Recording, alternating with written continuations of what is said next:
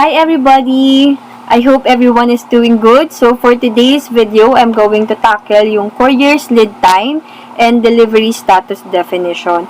If you are new in Shopee online selling, it's better that you know this kind of information, especially the delivery status definition, para alam mo kung ano yung gagawin mo or what action do you need to take once na makita mo yung mga status na yun. And of course, kailangan mo malaman yung lead time para you can communicate directly to your buyer if meron silang inquiries related dun sa kanilang orders. Okay, so our agenda for the day is, una, from the basic, ano ba yung lead time? And then, courier's delivery lead time table, plus courier's working days, kasi may nakikita akong mga nagtatanong kung tuwing kailan ba nagpipick up ang mga couriers. And last but not the least is the delivery status definition. Okay, so let's start with the lead time. So, ano ba yung lead time na yan? Lead time is the time between the pickup date and the completion date of the item delivery. So, ibig sabihin, mag-start yung lead time from the pickup date once na pick up na yung item. So, let's say for example, ang lead time ng J&T is 5 days for Metro Manila. And then, na-pick up siya today, August 10. So, mag-start yung run ng lead time mo bukas. So, 11, 12, 13, 14, 15. So, maximum until August 15, dapat ma-deliver na niya yung order ng buyer mo. Or mas maaga pa kasi ang J&T is 3 to 5 business days eh. Okay, ganun kino-compute yung lead time. Mag-start siya doon kung kailan pinick up yung item. Hindi kung kailan na-arrange yung pick up or hindi kung kailan meron kang order. Kung kailan na-pick up yung item. This is the definition for Shopee online selling. Okay? And then, eto, the lead time varies depending on the delivery address ng buyer. Depende rin yan sa pick up address pagdating sa seller side naman. And kung ilan yung working days na lead time ng mismong couriers. Kasi iba-iba sila ng delivery lead time. Depende sa courier. So, later on, as we go along with our discussion, makikita nyo yung table. So, I'll be providing a table para mas makita nyo mabilis kung ilan days ba ang lead time per couriers na available sa Shopee. And then, meron kayong reference din. You can screenshot. Kaya ginawa ko yung table para ma-screenshot nyo at meron kayong data when in time na may magtanong sa inyo kung ilang days ba bago makarating sa akin. Kasi kalimitan ang mga buyers, yun ang laging tanong nila, diba? Kailan po darating yan? Para at least may mabigay kayong estimate lead time for them na accurate based din sa agreement ng mga couriers at ng Shopee. Okay, proceeding to our next slide. So, delivery lead time table. Ito na yung sinasabi ko sa inyo. Okay, so we have the local delivery lead time and the overseas delivery lead time.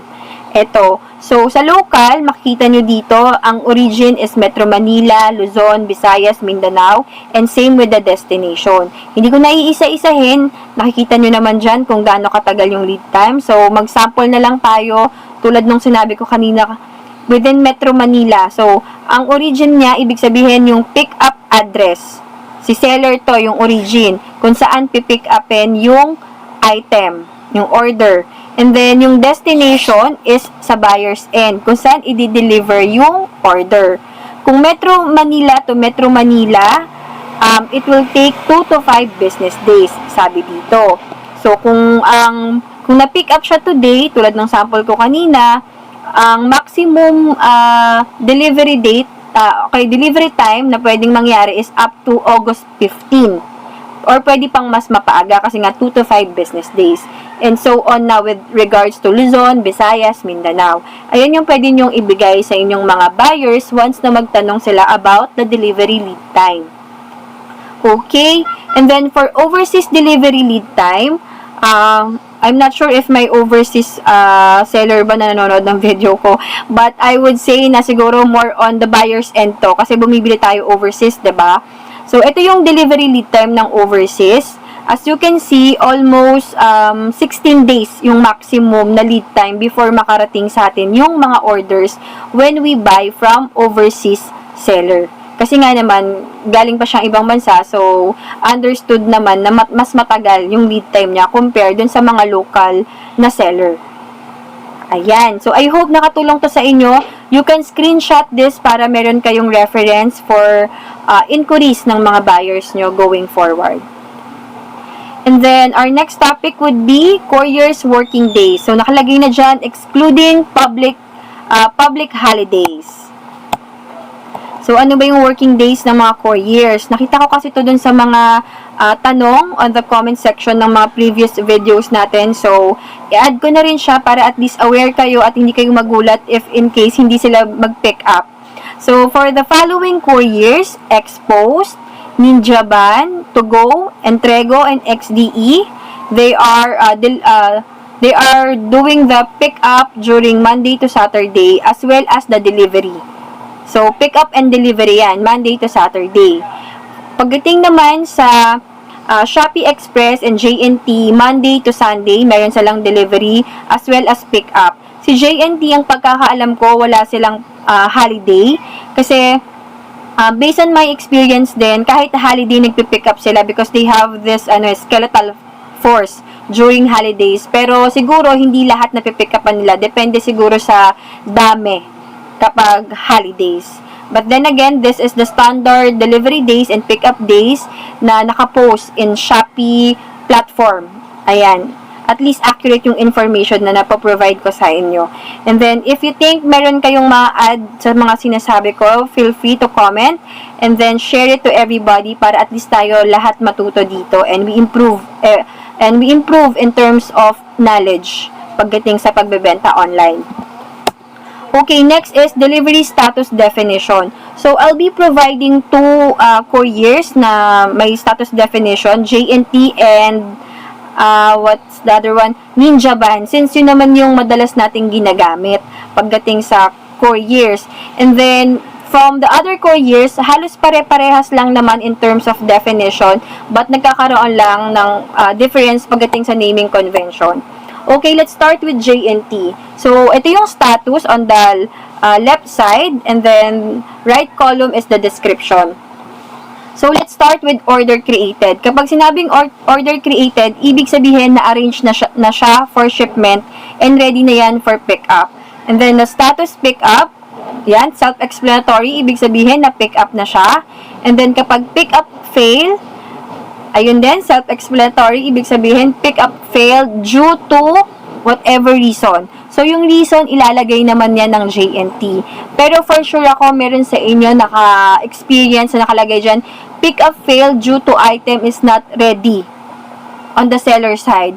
And, nakaka-frustrate yun kasi I've been experiencing that for, siguro, nung nag-uumpisa ako, na nagugulat ako, hala, bakit kaya failed? I've been waiting for them. Parang buong araw ako naghihintay sa kanila. Wala namang nag-pick up. Tapos biglang failed yung ilalagay nilang status. At ang reason is, hindi daw ready yung order. When in fact, ready naman sa akin.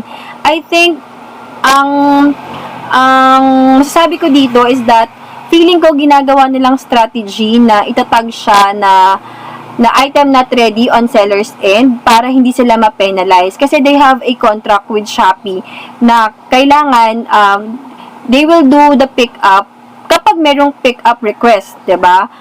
And then, kapag hindi nila nagawa yon ng tama or if hindi nila nagawa yon tapos sila yung may kasalanan, magkakaroon sila ng penalty. So, feeling ko ginagawa nila, na itag nila na item not ready on the seller's end para hindi sila ma-penalize. So, pag ganyan yung nangyari sa inyo, please report it with Shopee. Huwag kayong mag-hesitate na mag-report kasi kailangan nilang malaman yan. Kailangan matama yan para at least going forward, hindi siya mangyari at hindi tayo ma-frustrate kasi nakaka-frustrate yun on your end, 'di ba? I've been there kasi nung naalala ko yun parang, sobrang gulat ko and then, ayun, ni-report ko talaga yun. Hindi ko yun pinalampas. So, wag niyo yung palampasin para hindi mangyari ulit. Okay. So, moving sa ating next status, pick up failed the third time. So, ibig sabihin, hindi talaga ready yung item ng seller. Might be, hindi siguro niya on hand yung, yung item or pwede namang hindi talaga ready yung item. Kaya, naging pick up failed for the third time. And then, next status natin is in warehouse. Ibig sabihin, yung order nasa warehouse na ng J&T. And then, delivery means the order is already out for delivery and on the way na sa buyer. And then, delivered, successfully delivered na siya. Okay, very good yan. Yun ang mga favorite status ko sa Shopee, yung delivered. And then, delivery fail. So, delivery fail due to whatever reason again. So, maraming reason kung bakit nagkakaroon ng delivery fail, ng delivery failure. Pwedeng dahil incorrect yung address or hindi na updated yung address and cellphone number nung buyer, or pwede naman yung buyer hindi niya tinanggap kasi wala siyang pambayad or whatever reason. So, yun yung mga nagiging cause kung bakit nagkakaroon ng delivery failure. Kaya make sure na before you arrange an order for ship out, lalo na kung malaking orders yan, miss call nyo yung number, kahit yung number lang miss call nyo, and then check nyo yung delivery rate ng buyer para at least iwas return to seller. Kasi sayang pag na-return to seller, alam mo yun, ang layo ng pinuntahan ng orders babalik sa'yo, lalo na kung fragile, mamaya sira na or damage na. Yung mga ganong scenario, lagi nyo yung iisipin. Parang looking ahead agad kayo kung ano yung mga possible na mangyari. And then, next status is return to warehouse. So, ibig sabihin, ito na. Dahil delivery fail siya, definitely, babalik yan sa warehouse ng J&T. And then, return initiated, ibig sabihin, out na yung i-return ng J&T pabalik sa'yo.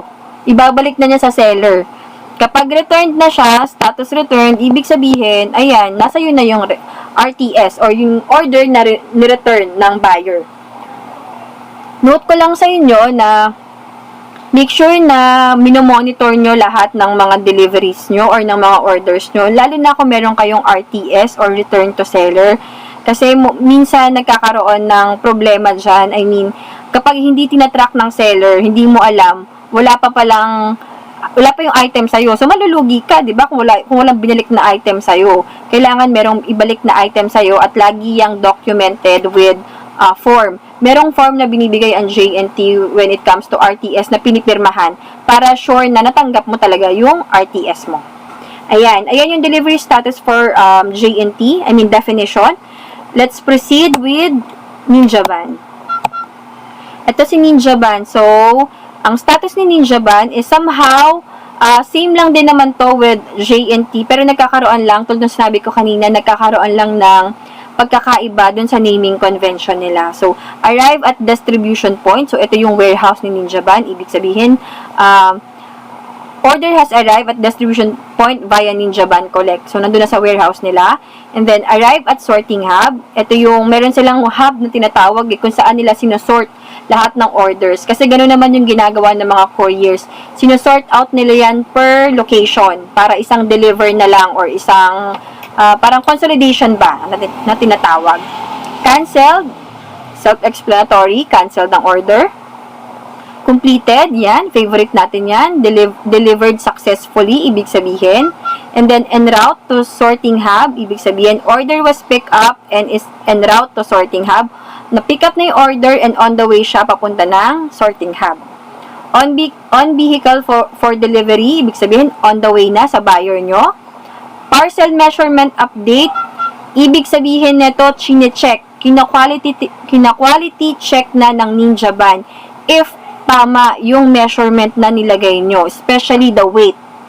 Kasi pag mali yan, dyan na nila nilalagay kung magkano yung iaabono nyo. Kaya please make sure na tama yung nilalagay nyong weight, lalo na kung bulky items. Kapag mga pouches lang, okay lang yan, nothing to worry about. Pero kapag mga bulky items at lagpas na dun sa pouch, make sure na tama yung nilalagay nyong measurement or else, ayan, kino-compute na nila dyan kung magkano yung aabono nyo at masyadong malaki yun, lalo na kung malayo i-deliver. And for that topic, yung own packaging na tinatawag natin, we have a separate video. You can check it out para at least magkaroon kayo ng knowledge kung paano ba kino-compute at paano yung tamang measurement pagdating sa mga bulky items at dun sa mga items na lagpas na sa pouches ng mga couriers para hindi kayo mag-abono. Kasi sayang di ba? Imbis na tubuin nyo yun, inabono nyo pa, plus the effort and so on. Kaya please make sure to watch it.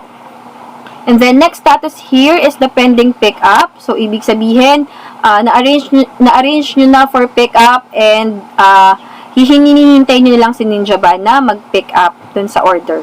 Okay? And then, pending reschedule, delivery has failed and the order is to be rescheduled. So, possibly to nag-request yung customer nyo na i-reschedule kasi siguro wala siya sa bahay. Mga ganong instances.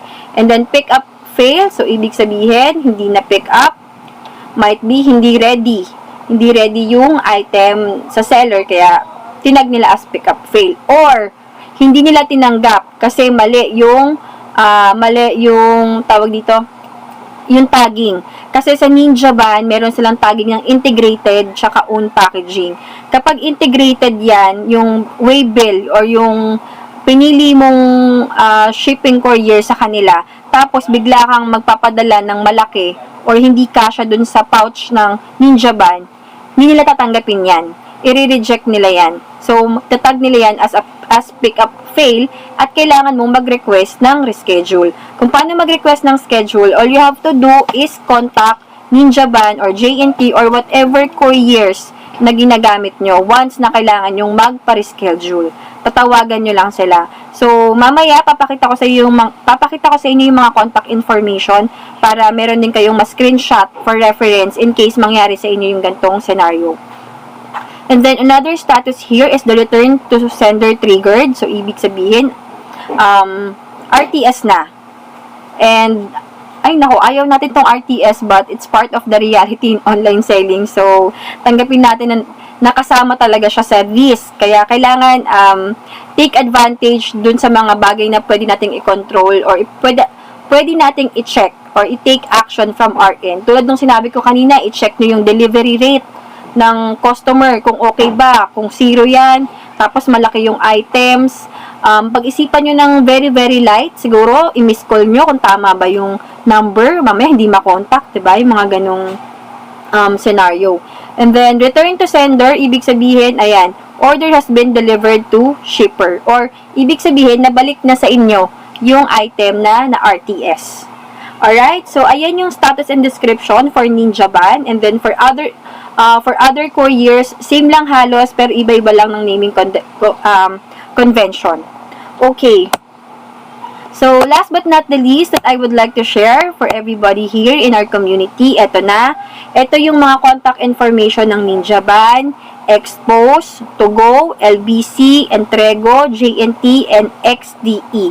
So, ayan. Pwede nyo silang i-reach out sa mga email address na yan as well as sa mga landline numbers na yan if meron kayong mga concern or inquiries related sa status ng orders in Shopee. Tapos, what else? If hindi nyo na makontak yan or maybe siguro nagkaroon ng update, you can always check out their website directly or punta lang kayo ng Google kasi for sure naman nandun lahat ng updated numbers or email address ng lahat ng couriers sa Shopee. All we have to do is to be resourceful, okay? Huwag tayong mag-stop sa kung ano lang yung nakita natin. Maraming available na information, lalo na sa panahon natin ngayon na available na ang internet. Ayun lang. So, I hope nakatulong tong video na to sa inyo. And if meron kayong question or if meron kayong suggested topic, please comment down below and we will try to do it as soon as possible, diba? Ayun lang. Thank you for watching and have a great day. Bye!